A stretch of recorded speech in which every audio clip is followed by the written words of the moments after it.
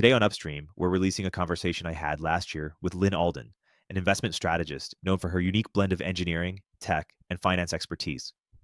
We talk about her book, Broken Money, and her reasons for writing it. We also cover the impact of the global reserve currency, inflation, interest rates, and her best advice in the face of an uncertain economic future. Here's Lyn. Lyn, welcome back to the podcast. Thanks for having me back. Happy to be here. Lyn, excited to deep dive into your great book, Broken Money. Highly recommend. Why this book? Why now? So it's a good question because I resisted writing a book for a while. Writing a book is not a good ROI. It's time consuming. It's tedious. I only recommend writing a book when you feel like you have to write a book. Yeah. So that's the short answer for why I wrote it. Is that I enough pieces came together that I felt like I had to write it. A lot of my content's very long form. There's years of it, and when someone wants to access the content for the first time, I wanted to have a starting point for them. And also, there are some things that are complex enough, like money and finance, where it really helps to lay out the whole thing at once to help someone get the big scope of it rather than little pieces here and there. And so basically, there's a couple key themes I really wanted to emphasize in the book, and I felt that in kind of the macro money space or kind of the digital asset space.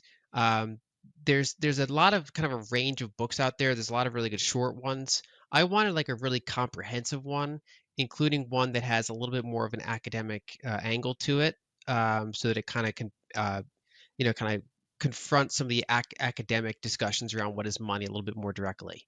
And so that's kind of the short answer. I also wanted to take a global view of this whole phenomenon. Like, how does this impact developing countries? How does this happen?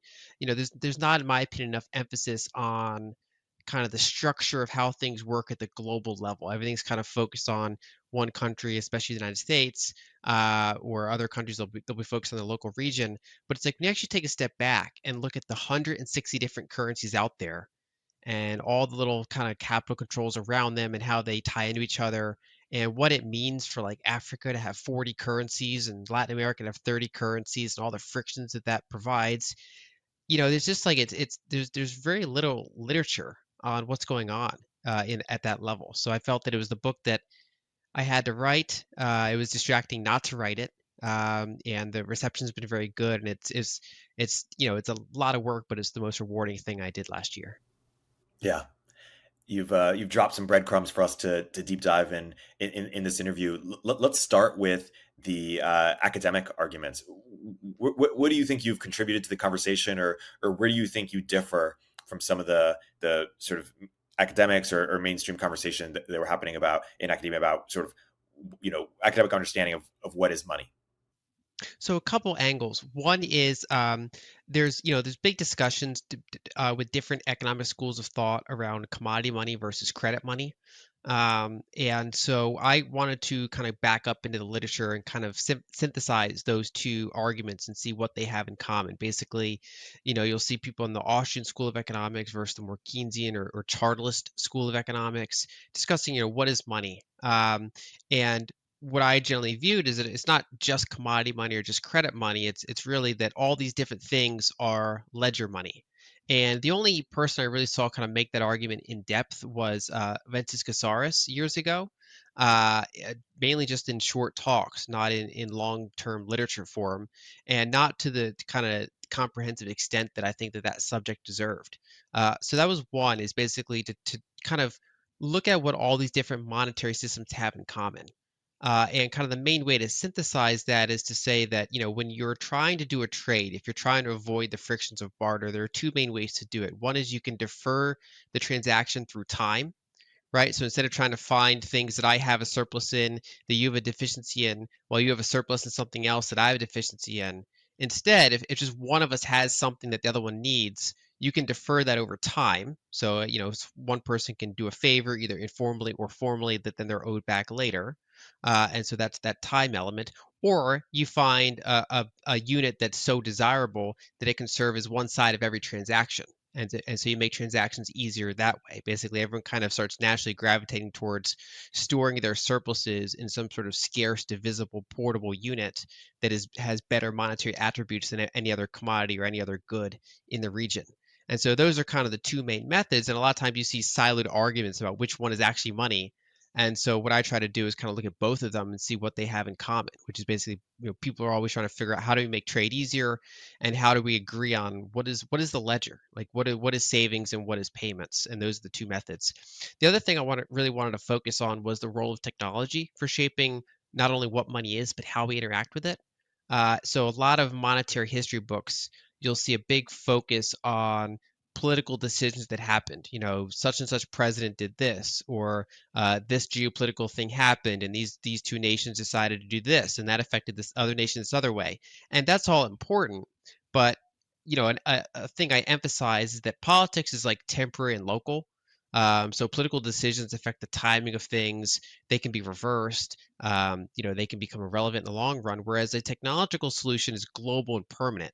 When someone invents refrigeration, that as long as civilization exists, that spreads everywhere and lasts forever. It's not just this kind of temporary localized thing. And what we generally see is that over time, new technologies have just not just in a local level, but at a permanent global level, shaped how we interact with money. And I felt that there was very little emphasis on the role of changing technology in monetary history. And maybe that's just my engineering background speaking, that I'm like, why is no one looking at it from this angle? And so one thing I was really grateful for is that my editor, Joachim Book, he is he's got a master's in economic history from Oxford. So he helped me fact check everything I was saying. He helped dig up extra sources when he wanted to go into a certain subject in more detail. So he brought some of the more kind of traditional historical chops to the book, whereas I really wanted to focus on how does technology shape this. And I felt that it's just something it's woefully underexplored in academia, and I wanted to bring that to the forefront. So those are kind of the main themes, and then just kind of in academic literature, if you kind of separate there's mass market books and there's academic books. Academic books are often really dry. They have like 20 people read them, and they often are purposely kind of not making strong arguments. It's just this more dry approach. Whereas I wanted to kind of combine that, where I wanted to write something that has academic rigor to it, but is still speaking to a mass audience, and diving into real modern problems that people face. Like if you're in Egypt and you're dealing with 37% inflation, your money supply is growing by 20% a year, year after year after year, and you're kind of dealing with that environment. What is that like, and what are the solutions for you, and what does it mean when there's dozens of countries with that type of problem? So it kind of combined that historical element with, okay, what's actually happening now? Why are people kind of annoyed about this? What are they doing about this? What could they be doing about this? So it tries to kind of find a balance between those different types of writing and those different purposes. Yeah, that's well said. And one thing you do early in the book is you chronicle the rise and fall of different global monetary orders. What do you think is underappreciated or misunderstood about the history of some of these rises and falls that could give us some perspective on how we should think about it today? I think the biggest one is going back to what I said before, which is the role that technology plays. Yeah. It's not just geopolitical decisions that affect things. It's how technology shapes what makes sense, what incentive structures start to win. And so a key part that I really emphasize is the invention of the telegraph, and specifically the adoption of the telegraph. So prior to then, there are kind of two paths of technology that really shape money. So one is the actual ability to make more money itself. So, for example, in hunter-gatherer times, grains or shells could be money, but in the industrial age, we know how to, mass produce those things, or harvest those things way faster, and so we can dilute them, and so over time you gravitate towards harder assets like silver and gold. So that's one kind of technological path. The other one, for lack of a better word, is almost like analog encryption. It's like, how can proto banks and eventually full service banks securely and efficiently exchange kind of legal ownership of underlying assets? And so even simple things like, how can you make the invention of paper, for example, and then the binding of paper in book form rather than scroll form. Those were literally technological advancements that we take for granted today, but at the time they were anything but kind of taken for granted. Then things like better inks or analog encryption methods. Like if I have a paper receipt that says, okay, this, XYZ is entitled to 5 ounces of gold, how do I make it so that that receipt is not forged? It's like I need some sort of analog encryption technique, some sort of counterfeit resistant technology. Then things like the printing press drastically lower the cost of some of these things. So all of that was important. But that generally happened over a multi-century period. The really kind of big trend shift was the adoption of the telegraph in the second half of the 19th century, because that made it so for the first time, every other commodity money, all these other banking technologies, what they shared in common is that information still moved at the speed of matter. You couldn't send information from, the UK to America or to India any faster than humans could get there with ships. Even banking ledgers still could only move at the speed of physical paper getting there. And what the telegraph did, especially once all those undersea cables and transcontinental cables were installed and started to be used and incorporated, was that you could update ledgers globally at roughly the speed of light. And so, for the first time, speed was a new variable, and that dramatically shifted who has the power here. Because if you're the one controlling the ledger for a big area and you're connecting to another entity that's controlling the ledger for a big area, you're the ones talking at the speed of light. You now have roughly a monopoly status on fast long distance value transfer. And so you start to get a period where these slower assets have to be increasingly abstracted and centralized in order for their claims to keep up with global commerce as it accelerates and moves around at the speed of light. Um, while say physical gold settlements, in order to ship them, verify them, that's all a time-consuming, slow process and expensive. And so that kind of shifted who has the power here. Kind of shifted things more towards banks, more towards central banks, and that really defined the 20th century in particular, and going into the 21st century. And what's kind of unique now is that ever since the invention of Bitcoin and then extended into things like stable coins and so forth, is that for the first time you can, do actual settlement, not just transactions, but settlements of value. And so, you can transfer value to someone without going through centralized ledgers. You can go around existing banking systems, around existing capital controls, peer to peer rather than institution to institution on behalf of peers. And so that just dramatically kind of realigns what the power structures are. But of course, even then, it takes time. I mean, it doesn't matter until liquidity and size is big enough, which takes years of kind of slow grassroots type adoption. And so that's kind of a big theme in the book, and is something that I think is just that whole technological path is so crucially important for. I mean, it's obviously technology is important for any field we study, but it just seems like, especially in the field of economics and monetary history specifically, it's very um, de-emphasized compared to the importance it plays. And let's say we're having this conversation in 2040, so 20 years from now, and we're reflecting on how sort of technological innovations in money, you write a lot about crypto, have reshaped sort of global finance, or just how the world works, in the same way that you just outlined how the telegraph and other inventions changed how the system worked. What might you predict on some reasonably long time frame, like say 20 years, that the technological innovations in money that we're seeing will be bigger than just that little some people getting rich, but actually affecting the whole system? What might you expect? I think a big theme is monopoly breaking. And so going back to my prior point, 160 different currency monopolies. And the reason they exist is because of the technological limitations that got them there, right? So for example, let's say you're in a country, maybe it's Nigeria. Um, and you think, okay, how does money get in or out of Nigeria? There's really two main ways. One is physical ports of entry, so bringing physical currency or gold coins through a border, through an airport, which is obviously tightly controlled, easily to enforce. You see signs every time you go through an airport. You can't bring more than $10,000, for example. Um, and then the other way is bank transfers. But of course, banks are highly regulated, centralized, kind of governed institutions. So there's all sorts of rules. Who can they transfer to? And also, who can have access to currency in a given unit. So if I'm in Nigeria and I want dollars, if I want a dollar-based banking account, It's kind of the government and the central bank's choice if that's even an option to me. And if so, how safe is it? Because this is basically an unlevered dollar bond fund with no direct access to the Fed or FDIC insurance, even if I am allowed to access it or if I'm wealthy enough to access it. For example, some of these countries, you can only access it if you're wealthy. And so if I, as an American, if I want to pay a Nigerian graphic designer for work, and we're going through our banking systems, Nigeria can really determine what currency they receive their money in because they control the ports of entry and they control the bank wires. So I could pay them in dollars, but it might hit their bank account in their local currency, which is devaluing and generally negative real interest rates and just it's hard to save in it. And if instead they want dollars or they want Bitcoin, now there's ways with Bitcoin and stablecoin to go around that.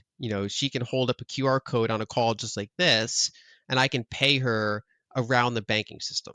Or she can send me a DM or an email, some sort of just string of numbers saying where to send the payment to. And it can either be fully decentralized if she's kind of a power user, or a foreign hub, let's say a stable coin in Switzerland could offer this service. This is okay, it's centralized, but the central hub is not in Nigeria. And so it's basically like an offshore bank account for the masses, for the middle class, rather than just the wealthy.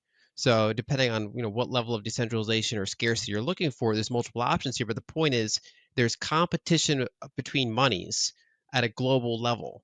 The kind of the blood-brain barrier around these monopolies is slowly made more and more porous, just because you can circumvent that. You can memorize 12 words and bring $10 million worth of stable coins or Bitcoin with you through an airport. So when you see the sign that says only $10,000 allowed, you kind of chuckle to yourself because you think, that's based on the premise that you can prove that someone doesn't have this other type of asset. It's just an antiquated analog world. So I think that that's probably the biggest factor, is that it creates more competition of money and more, I guess, more broadly liquid assets. So even things like a tokenized treasury bill, for example, but just kind of liquid assets in general now have more global competition because they can pierce through these different borders way more easily than they could pre Bitcoin and pre this space. I think that's probably that starts small, but once the liquidity's big and once adoption's big and once it's normalized and once it's widely understood, that's disruptive. That kind of that can disrupt who has power, because if you're a government and you benefit from seniorage, and let's say you're an authoritarian country and you make deals with the IMF, so you get all these kind of hard currency loans in dollars, and your people are kind of stuck in the local currency, you can keep printing more of and devaluing and siphoning their savings and devaluing their wages and funneling it to whatever you want to funnel it to. That starts to get disrupted because those people can start saving in other types of money that is not that centralized local money, and then that kind of more quickly depowers those people that are kind of constantly siphoning that money towards the top. And of course, that's like, the reason I answer that for 2040 is because that's not a short-term thing. That's a very long, structural, network effect challenging type of thing. That's a long-term big thing. But I think over the long run, that is the biggest, or at least one of the biggest things that matters here, more than just a few people getting rich, or more than what asset you can have in your Schwab brokerage account and things like that. We'll continue our interview in a moment after a word from our sponsors. There's a growing expense eating into your company's profits. It's your cloud computing bill. You may have gotten a deal to start, but now to spend is sky high and increasing every year. What if you could cut your cloud bill in half and improve performance at the same time? Well, if you act by May 31st, Oracle Cloud Infrastructure can help you do just that. OCI is the next generation cloud designed for every workload, where you can run any application, including any AI projects, faster and more securely for less. In fact, Oracle has a special promotion where you can cut your cloud bill in half when you switch to OCI. The savings are real. On average, OCI costs 50% less for compute, 70% less for storage, and 80% less for networking. Join Modal, Skygames Animation, and today's innovative AI tech companies who upgraded to OCI and saved. Offer only for new US customers with a minimum financial commitment. See if you qualify for half off at oracle.com/turpentine. That's oracle.com/turpentine.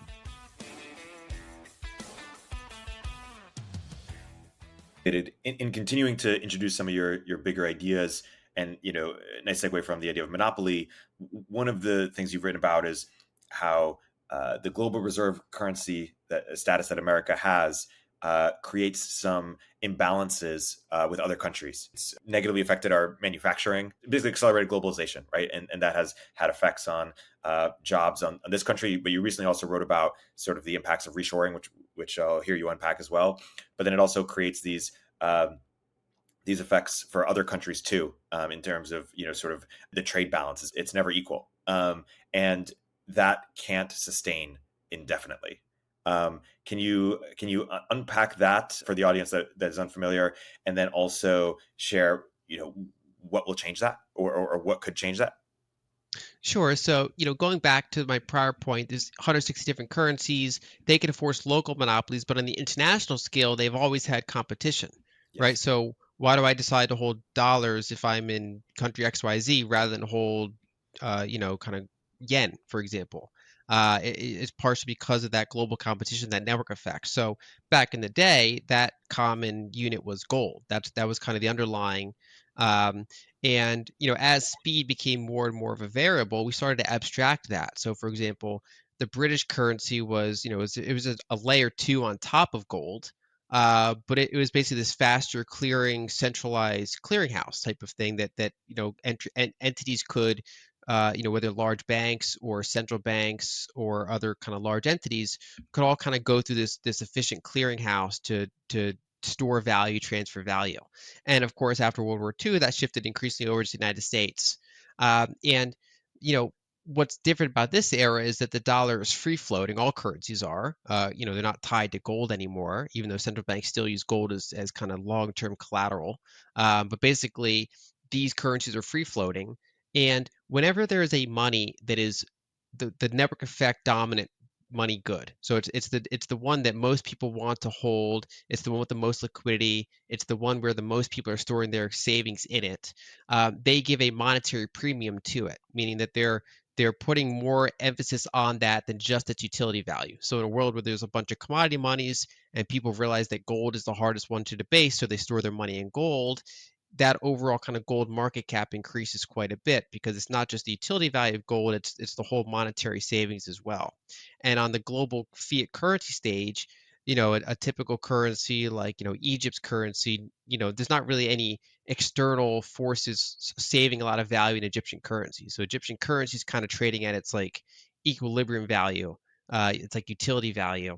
Whereas a lot of countries around the world and a lot of even people around the world at the black market street physical currency level want to store their value in dollars.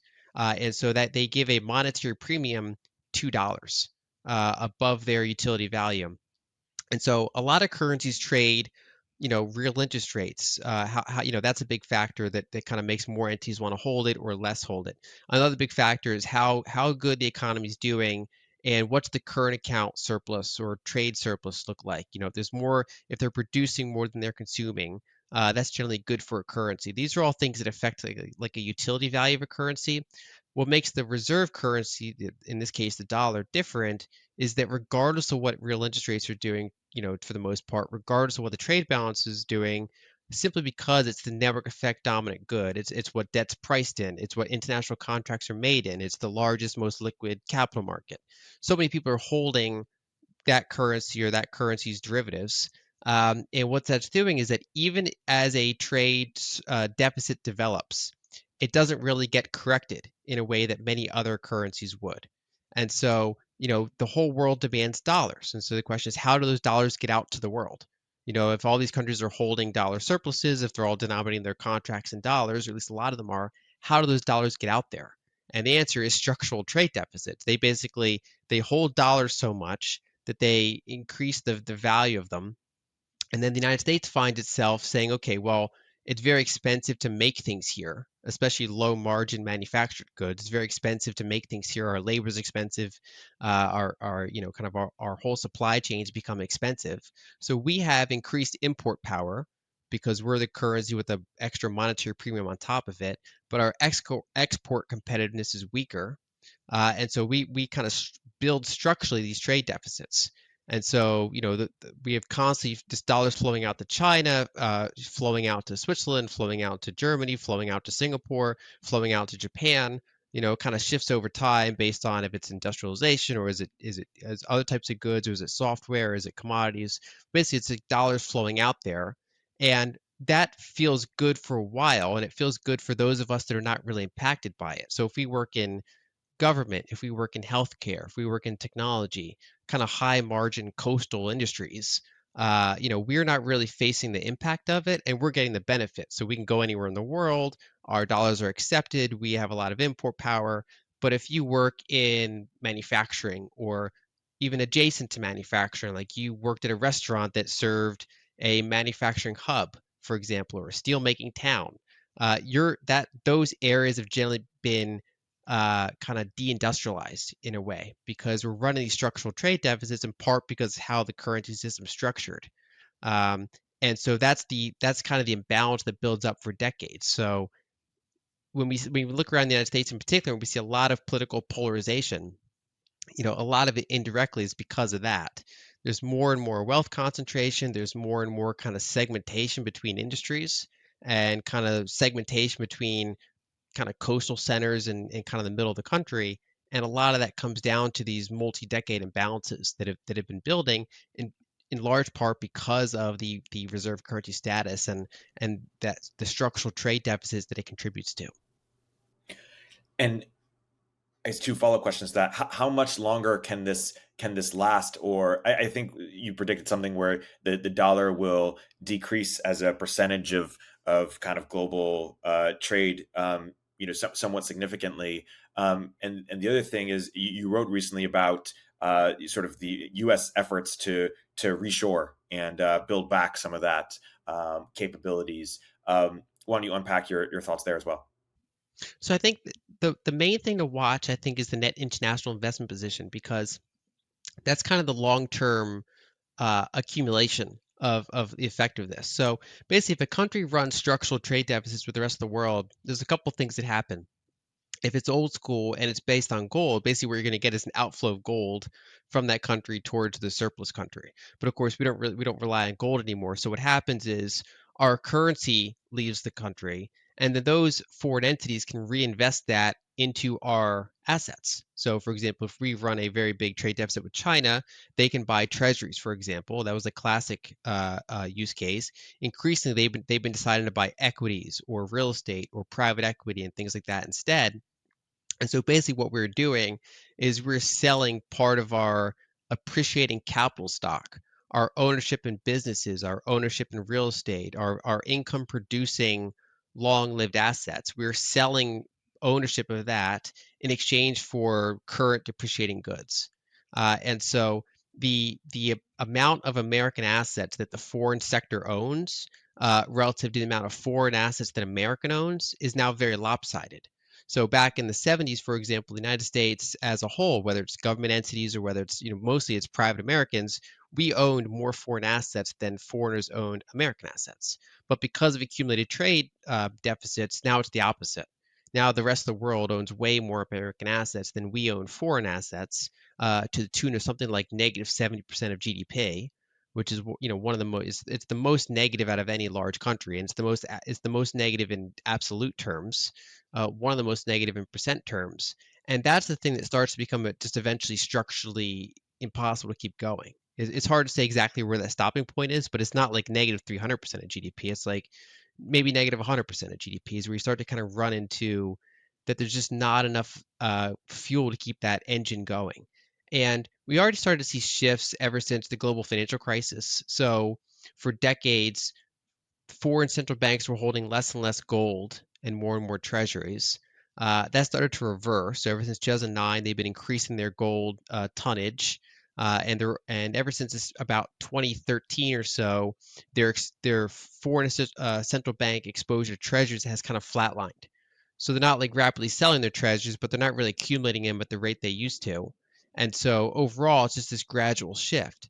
Kind of what led that was China decided it was more in their interest to do the Belt and Road initiative type of investments. They want to take their surpluses and then go out and fund commodity deposits or fund port infrastructure and things like that, rather than just keep buying more and more treasuries or U.S. stocks and things like that. And so over time, that kind of in some ways multipolarizes the world. Then we've seen a couple kind of watershed moments, like Russia invades Ukraine. American and European entities freeze Russian reserves, and then that forces them to redenominate some of their contracts elsewhere, accelerate their building of non-dollar payment systems. Other countries see that and say, well, I want to reduce the tail risk that ever happens to me.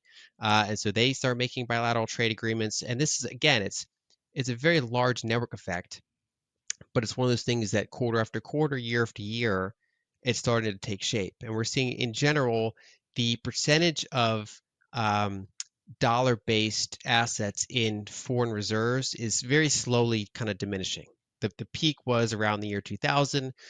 First, the euro disrupted it a little bit, but lately, some of the Asian currencies, particularly China, has been taking market share, while Europe has been giving up market share. The United States is kind of flatlined, or ever so slowly kind of inching down.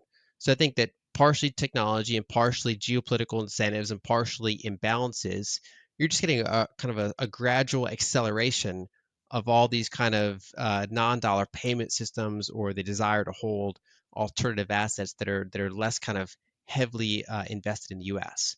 And that that disrupts us at first, but I think in the long run that helps us rebalance things. And I think that reshoring is one of those long-term goals, but it's going to be very, very hard while you still have this current system in place. Because as long as there's so much global demand for dollars, trade deficits are how those dollars get out there primarily.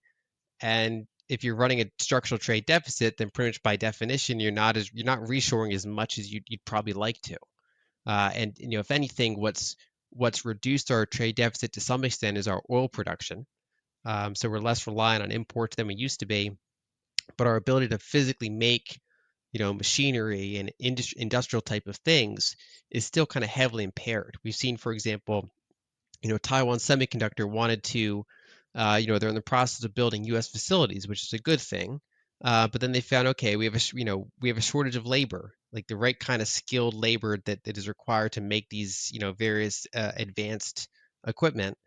We have trouble finding the people to do that, because in addition to all the physical capital, there's just a deficiency in human capital, because that's not what we've emphasized for decades. If you wanted to get wealthy, you'd go work in Wall Street. You wouldn't go work in kind of blue collar manufacturing, or kind of having the best technicians in the world. We have really good technicians, but not to the same scale that you see in China, Taiwan, and kind of many other countries in the world. They've kind of built up that culture of manufacturing and physical production, and that takes years and potentially decades to gradually realign back to kind of national interests. Yeah. Well articulated. We'll continue our interview in a moment after a word from our sponsors. Hey everyone, Erik here. In this environment, founders need to become profitable faster and do more with smaller teams, especially when it comes to engineering. That's why Sean Lenihan started Squad, a specialized global talent firm for top engineers that will seamlessly integrate with your org. Squad offers rigorously vetted top 1% talent that will actually work hard for you every day. Their engineers work in your time zone, follow your processes, and use your tools. Squad has front-end engineers excelling in TypeScript, React, and Next.js ready to onboard to your team today. For backend, Squad engineers are experts at Node.js, Python, Java, and a range of other languages and frameworks. While it may cost more than the freelancer on Upwork billing you for 40 hours, but working only 2, Squad offers premium quality at a fraction of the typical cost, without the headache of assessing for skills and culture fit. Squad takes care of sourcing, legal compliance, and local HR for global talent. Increase your velocity without amping up burn. Visit choosesquad.com and mention Turpentine to skip the waitlist.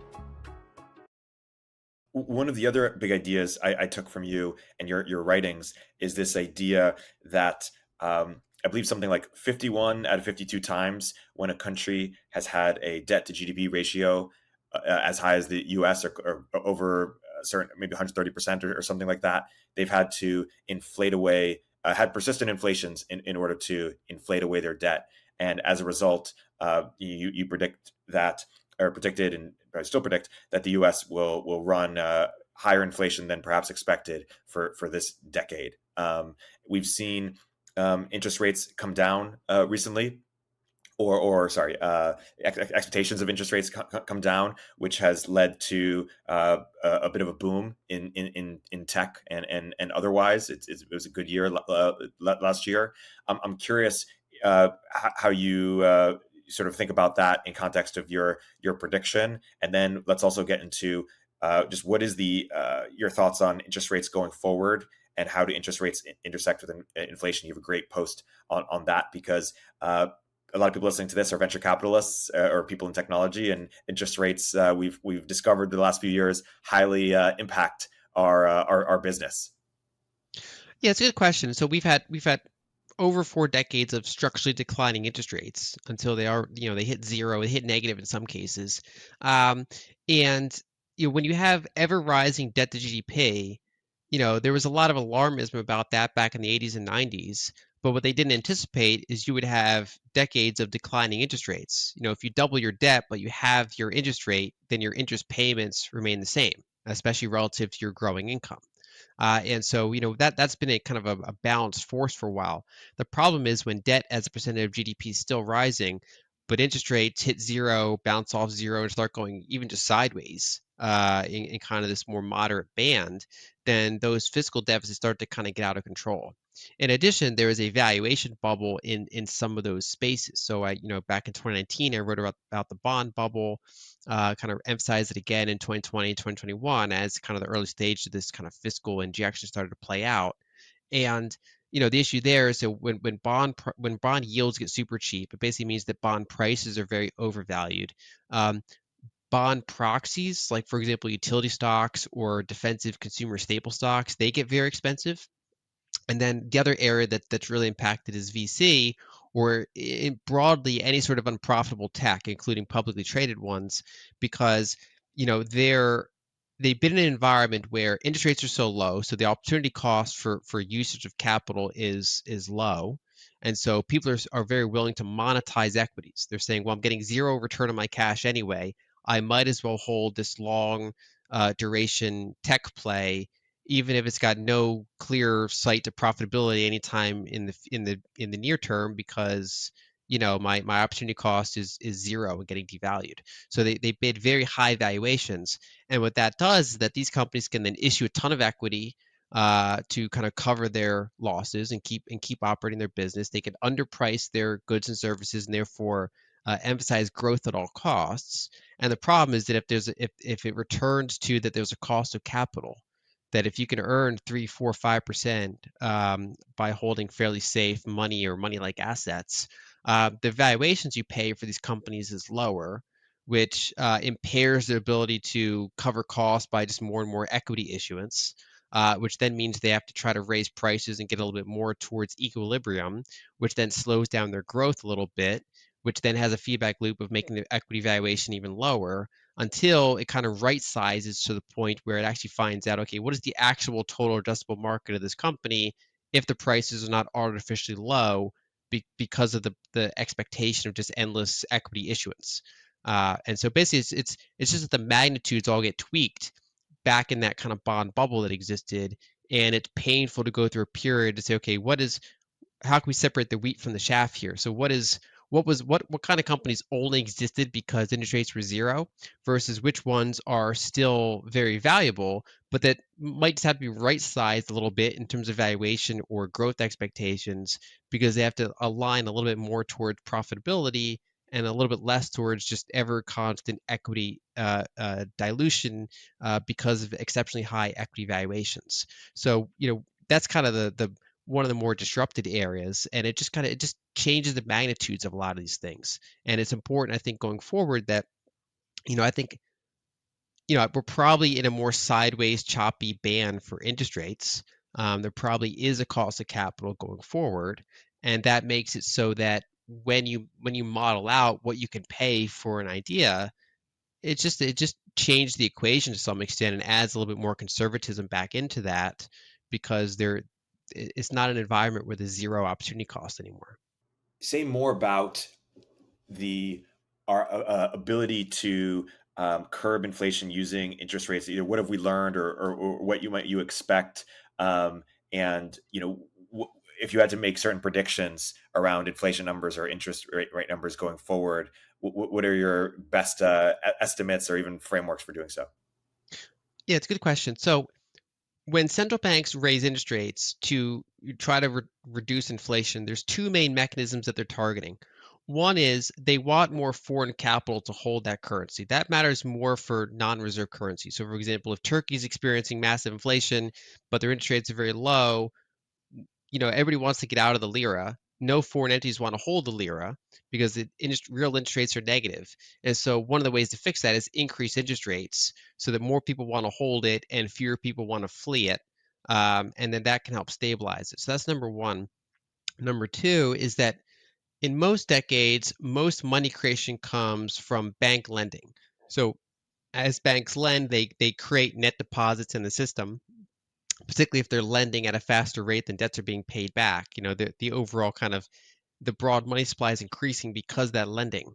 And so one of the ways to slow down money creation is to slow down lending.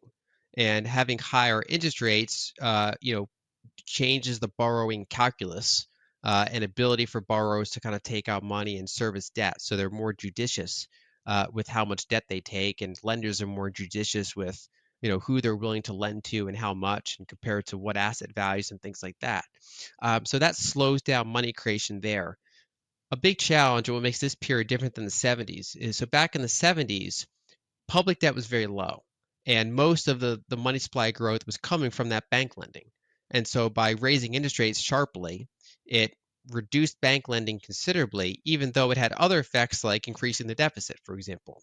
Well, when you fast forward to, back then it was 30% debt to GDP. If you fast forward to now and you have like 130% debt to GDP, the problem is that bank lending is slower than it used to be, partially because of demographics and other factors, and deficits are larger than they used to be because there's so much accumulated debts and all the interest expense on that debt. And so the problem now is when you raise interest rates, you do put some downward pressure on bank lending, but the increase you get from deficit interest expense is larger. And so you actually risk not really slowing down money supply growth by raising interest rates. And so that's kind of the challenge, that you can get to a point, and I don't think we're kind of flirting with that point now, which is that interest rates become a less effective tool for slowing down inflation, compared to what they used to be if you had low public debt and rapid bank lending. Instead, the large fiscal deficits are more at the core of why money supply is increasing, and the central bank tools are not really designed to deal with that. And the highly politicized political apparatus is not really well suited to kind of fixing deficits anytime soon. And so the risk is that's just like a background long-term thing that's here now. Um, and measuring how it's going to be inflationary or not, I think really comes down to the rate of technological growth. If we're, if AI makes a bunch of services cheaper, and if we are constantly, kind of developing new commodity deposits and energy deposits, and so we're not getting bottlenecks there, then we can keep inflation pretty low, and a lot of that money supply growth kind of goes into asset price inflation. So Nasdaq keeps going up, Bitcoin goes up, real estate, waterfront real estate goes up, all this. That's where the surplus accumulates. On the other hand, if the technology growth is not as fast as that rate of just kind of constant deficit monetization that tends to happen over the long term, and especially if we're not, kind of keeping up with energy and commodities, then that's when we risk getting outright kind of significant CPI inflation.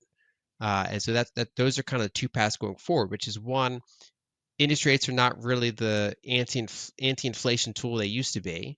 And so instead, it really comes down to you want to own real assets. And then when it comes down to which real assets you want to own, it's basically which ones are scarce. So if you expect that energy capex is going to be tight, maybe you want to own the energy stocks, for example. On the other hand, if you think that's going to be not a problem, then owning Nasdaq stocks or owning waterfront real estate or owning Bitcoin, those are the types of assets you want to own. But either way, uh, treasury bonds are likely not where you're going to make your great purchasing power in the years ahead, because it's just this ongoing kind of fiscal spiral. It's like a slow motion. It's kind of what happens to emerging markets, just at a less extreme level. When you get into disagreements with your peers and people who really get this stuff, what do you think are the most interesting disagreements where you're actually not 100% sure and maybe there's some credibility to the other argument? What do you think are some of the most interesting ones? One of the biggest disagreements is kind of the source of money creation. That's not one of the ones that I'm really unsure about, but that has been one of the bigger disagreements. The area that I'm most unsure about is modeling a base case for the rate of technological growth, and so determining where, basically we're mathematically in a fiscal spiral, which is the deficits can be very, very large, uh, as far as the eye can see. And raising interest rates just makes them worse. And when liquidity gets tight, central banks might have to monetize those deficits, to not cause a liquidity crisis in sovereign bond markets. So that's kind of the background problem. But then the question is, where does that show up? And that goes back to my prior point of, are we going to have energy bottlenecks or not? Are we going to have bottlenecks in key metals, copper, lithium, nickel, cobalt, battery metals, things like that, or are we not going to have those? Um, what is the rate that AI is going to keep a lid on labor costs? It's gonna, it's already doing things like making art way cheaper, making research way cheaper, and charting things way cheaper. It's obviously going to keep eating into things that were once expensive. So in the prior decades, we had all this different equipment, and one smartphone just kind of dematerialized and replaced a lot of that. And so we're going to see some of that with labor in the years ahead, especially white collar. It's kind of white collars labor, their time to get kind of disrupted a little bit, whereas historically a lot of the automation has been disrupting blue collar labor. So now a lot of the white collar stuff gets disrupted. That should keep a lid on prices and wage and labor costs and things like that. But the really hard part is to model what's the kind of annualized rate of that going to be relative to the annualized rate of money supply growth. And that's the part that I have the highest degree of uncertainty about, other than knowing that, kind of that monetary system itself is designed so it can only grow, and we can roughly know it's going to grow at a pretty significant rate. And just what is that technological offset going to be? And I think that's still an open question. Yeah. The other thing I've seen people disagree on with you about is sort of the impact of the debt or the implications of the debt, or what we have to do as a result of the debt. Where do you think people have a misunderstanding or don't fully appreciate the nature of the debt or the implications of a situation? So I think that there's been a situation of the boy who cried wolf, which is that ever since, the national debt clock went up in the late 80s. Um, Ross Perot ran the most successful independent presidential campaign in the early 90s, based largely on the debt and deficit. And if you look at a long-term chart, that was like literally the peak. They like literally timed the top for like interest expense as a percentage of GDP. And that's because, in the late 80s, early 90s, you had the fall of the Soviet Union. You had the ramp up of China opening up to the world, starting in the 80s, but really accelerating in the 90s and 2000s. So we had this kind of rapid period of globalization. So Russian gas connected to German manufacturing, and Chinese labor, connected to Western capital. To add all these deflationary forces, especially to manufacture goods around the world, and to take an edge off of it kind of, we broke up the American unions and put downward wage pressure on them, which again has obviously consequences, but it was a disinflationary force. And so those interest rates were able to keep falling for decades, more than anyone thought at the time. And so you had higher and higher deficits in debt to GDP, but lower and lower interest rates. And so that debt never really became a problem. And I think the lesson that people learned from it was debt doesn't matter. And I think that's the wrong lesson. So you have to make sure you have your math right. So as we enter a period where interest rates are now going, let's call it sideways in a big choppy band for a period of time, let alone up, let's just say sideways, um, those deficits don't have an offset anymore. So the higher and higher deficits, higher and higher debt, it's not being offset by lower and lower interest rates. And so the absolute debt levels and debt, deficit as a percent of GDP starts to accelerate. And that's what I think is not widely understood. And really the kind of closest comparison in American history would be the 1940s, which, kind of no modern analysts were alive and adults at the time. So it's not in living memory. It's only in the history books. And so that's kind of when people think of inflation, they think of the 70s, which again was a very different environment, very different causes of inflation.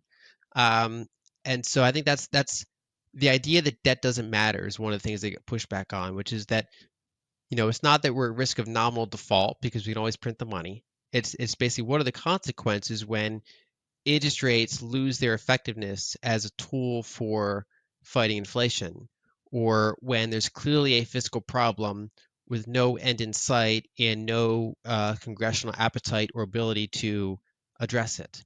And that's where you get almost like emerging market style kind of background structural currency issues, again, at a lesser extreme level because it's not an emerging market, but it's that same kind of general concept, which is that you just have this ongoing background unresolved problem that actually starts to materialize in the present rather than be one of those distant future things. And how big that problem is again depends on how can we keep enough unity to keep technology growing at the rate that we've been accustomed to. Can we accelerate the rate of technology growth? We can kind of mask some of those problems with that technological growth, but then that starts affecting who benefits from that. If kind of, if a lot of the benefits kind of go to the very top, then you get more and more political polarization. So I think a lot of this feeds into things that we don't directly associate with the deficit, things like political polarization, things like deindustrialization, things like wealth concentration. All these things are kind of indirectly tied to this kind of background problem that people, I think, mistakenly assumed is just not a problem at all. Yeah, yeah, that's well said. So, gearing towards closing here, let's say that the what you've written about in your book and what you've written about in your blog was universally understood and agreed, by all the people who matter, the Fed, sort of central banks, politicians. How would the world be different as a result? What policies would be different, or what plans, or what strategies, or what would be the biggest differences as a result if the world truly internalized Lyn Alden thought? I mean, it's one of those things where I think that certain things are inevitable. That even if I could just do whatever I wanted, there are certain mathematical realities to the current system that are hard to address. And so I think it's basically the importance of when a technological disruption happens, the worst thing you can do is fight against it and try to not have it, just kind of pretend it's not happening or try to fight it. And what we generally see in let's put aside governments for a second. If you look at blue chip corporations, they rarely disrupt themselves. They fight back on disruption, and their goal is to die as slowly as possible, which is they kind of just bury their head in the sand and ignore it. And it takes decades to play out, but then they gradually diminish to either nothing or something small as they get disrupted. There are very few entities that are willing and able to disrupt themselves, even because it's painful at first, but then it gives them, kind of benefits in the long run. And so what I would say the number one thing is that, software, that famous quote, software is eating the world. And the latest thing that software is going after is like kind of the final boss, which is value transfer and value storage. And so, it's the banking system, it's the governments that are intertwined with the banking system, not just our government, but 200 governments around the world and 160 different currencies, and how they're, again, going back to the early part of the conversation, how value flows in those monopolies and in between those monopolies. That's a disruption. And so the longer the governments kind of push back on it, the more they risk just, kind of their country loses out versus countries that embrace it and say, okay, we want to embrace this change, we want to be part of it. Then they can have a leg up in kind of the reconstructed era, whatever era is next, whatever transition is next. And so we've seen, for example, countries like India have tried to ban Bitcoin, and then like either there's usually legal challenges inside because there is rule of law, and then they say, okay, well that's not actually legal to do that. Or you see, Nigeria cut off cryptocurrencies from its banking system for like 3 years, and it was completely ineffective. Nigeria had the highest, according to Chainalysis, they had the highest peer-to-peer volume of any country, relative to their usage. And they had one of the highest overall adoption rates of the technology in the country. And so after like 3 years, the central bank is like, okay, we're gonna strike our prior complete ban, and we're gonna instead try to bring this back in and regulate it. We've seen, in 2022, Argentina banned banks from, a bunch of banks were announcing they were going to get into offering crypto to their customers. Especially Bitcoin and stablecoins. That's kind of what's popular. But just in general, the ecosystem, they were going to offer it because there's demand for it. The government said, no, we're going to ban you from doing that. And they cited all the normal things, cybersecurity and money laundering and volatility and blah, blah, blah. But really, it's the peso had like 100% inflation, and they wanted to slow down the exits. Then in 2023, they even banned like fintech companies, like non-bank fintechs, from offering these types of assets. And so again, you have people go around it. They have peer-to-peer trading. They have other means of going around this. So very high adoption, and then they elect an anarcho-capitalist, who then says, okay, people can use whatever money they want. We're going to start tearing down some of these restrictions. And it's ineffective to fight against it. And so I think that's going to be, you don't want to be on the losing side of technology. You don't want to be the one that's pretending it doesn't exist, or that wants to regulate it in the same way you'd regulate an old system, or you don't want to be the one that just kind of makes it hard to flourish there. So you want the companies to be there. You want your population to be using it and holding it and knowledgeable on it. And I think that's probably the kind of biggest advice I would give for countries, which is that technology is complicated, it's rough. We don't know the speed with which things take off. We don't know for sure the direction that things take off. But you don't want to stifle that kind of just usage of things. You don't want to constantly kind of trap people into that system and try to just pretend the problem's not there, because it just makes things worse in the long run. Yeah, that's a great place to wrap this podcast. Lyn's blog is online on our website, and the book is Broken Money. I've learned a lot from it and highly recommend it. Lyn, thanks so much for coming to the podcast as always, and until next time. Thank you for having me.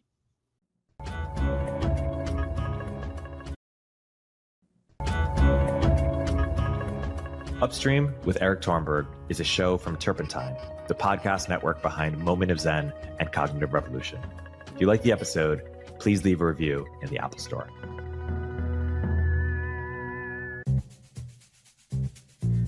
Hey everyone, Erik here.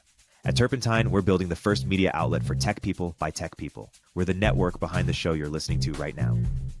We have a slate of hit shows across a range of topics and industries, from our AI and investing cluster of podcasts to shows that drive the conversation in tech with the most interesting thinkers, founders, investors, and influencers, like Econ 102 with Noah Smith. We're launching new shows every week, and we're looking for industry-leading sponsors. If you think that might be you and your company, email me at eric@turpentine.co. That's ERIK at turpentine.co, and let's partner together.